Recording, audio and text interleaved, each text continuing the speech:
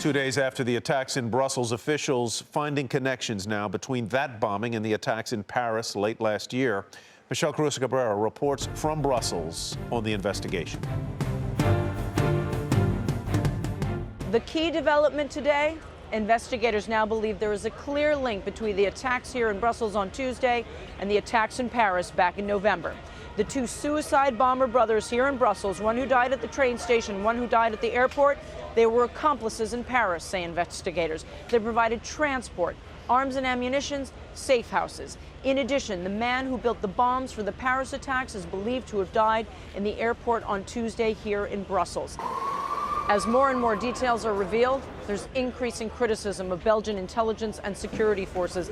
In fact, the Interior Minister and the Justice Minister today offered to resign, acknowledging that there had been grave mistakes. The Prime Minister wouldn't let them, but in that process we learned that they had not taken seriously enough a warning from Turkey that deported one of the suicide bombers last year, saying that he had trained in Syria and that he was a jihadist fighter.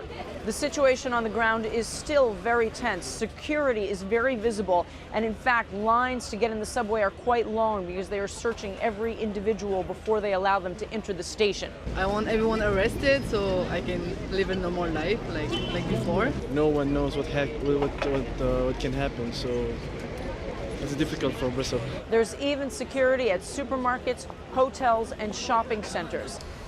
Interior ministers and defense ministers from around Europe descended on Brussels today because this is where they always meet. This is the headquarters of the European Union. This was an emergency meeting to discuss what can be done to prevent future terrorist threats. There were a lot of calls to action, but it's unclear if anything will actually get done. U.S. Secretary of State John Kerry arrives tomorrow to get the latest information and also to offer U.S. support. For Nightly Business Report, Michelle Caruso-Cabrera, Brussels, Belgium.